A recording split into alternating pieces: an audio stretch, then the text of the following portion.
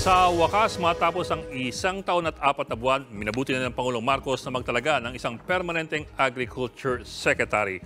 Mula kasi nang maupo siya sa pwesto bilang Pangulo noong June 30, 2022, ang Pangulong Marcos na rin ang tumatayong concurrent na kalihim ng DA. Ang dahilan ng Pangulo, kailangan daw kasing pagtuunan ng pansin ng pamahalaan ang mahalagang issue ng taong bayan, lalo na po sa supply at presyo ng pagkain. Yun lang, sa halos 1.5 taon na yan, maraming pumupuna na tila lalong napabayaan ang DA na parang walang nagmamando. Sunod-sunod na krisis sa supply at presyo ang pinagdaanan natin, partikular na yan ang walang katapusang problema sa presyo ng bigas. Sumubay na rin ang mga presyo ng asukal at ng bawang. Pasok ngayon ang bagong talagang kalihim ng DA, si Francisco Tiu Laurel Jr. Isa po siyang bilyonaryo, kababata at matalik na kaibigan ng Pangulo. Bagay rin po siya ng tatawag na Private Sector Advisory Council, ang grupo ng mga economic and business advisors ng ating Pangulo. Ang paunang marching orders ng Pangulo kay Laurel ay ayusin ang problema ng mataas na presyo ng mga produktong agrikultura, kasama rin siyempre ang presyo ng bigas. Mga issue na dapat din niyang tuunan ng pansin ay ang epekto ng climate change sa agrikultura at ang swine at avian flu. Walang duda na malaki at matagumpay na negosyante ang kababata ng Pangulo na may karanasan sa mga issue ng pangingisda na nasa ilalim din ng DA. Pero sapat kaya yun para ihanda siya sa iba pang problema ng bansa sa agrikultura? Tingnan po natin ang background ni Francisco Tiu Laurel.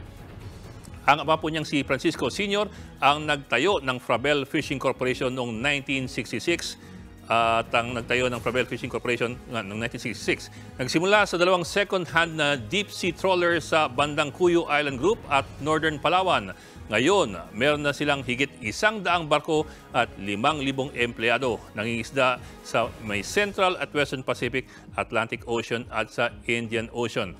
Sa kanyang commencement speech sa graduation ng batch 2019 ng UP Visayas, sinabi po ni Laurel na ang Frabel ngayon ay one of the top 3 fishing companies in the world in the last 20 years. Bakit po niya alam? Dahil ang bagong talagang Agri-Secretary ay naging presidente ng Frabel Fishing Corporation nung siya ay nasa edad 28 pa lamang.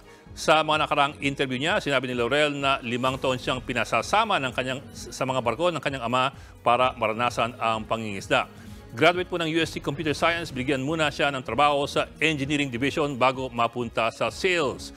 Pero sa nakaraang 6 na dekada, nagsanga-sanga na rin po ang Frabel sa sari-sari mga negosyo mula deep sea fishing, food manufacturing, cold storage, pati na rin po power and real estate.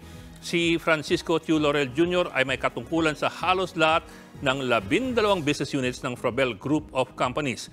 Siya po ang presidente ng Frabel Fishing Company, chairman ng Frabel Marketing Corporation, presidente ng Agusan Power Corporation, key principal ng Frabel Shipyard, director ng Frabel Property Corporation at may kaugnayan din sa Frabel Cold Storage, Westpac Meat Processing, Markham Resources at Bacoor Seafront Development Corporation.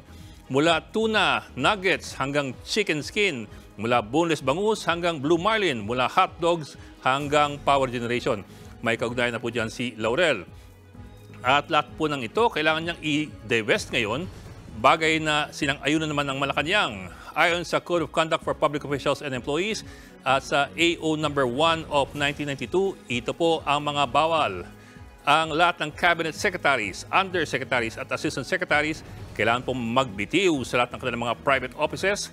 Kailangan din nilang i-divest ang kanilang shares at interest sa mga private corporations at mga negosyo. Lahat po yan sa loob ng 60 araw mula sa kanilang pagkaka-appoint sa kanilang pwesto. Kung sakali, marami-raming kailangang bitawang pwesto at mga shares of stock si Laurel para hindi siya magka-problema sa ating batas. Mga kapatid, Ed Lingaw po, maging maalam at may pakialam sa mga napapanahong balita sa ating bansa. Para sa mas malalimang pagtalakay at paghimay sa mga issue at headlines, tumutok lamang at pag-subscribe sa social media pages ng News 5.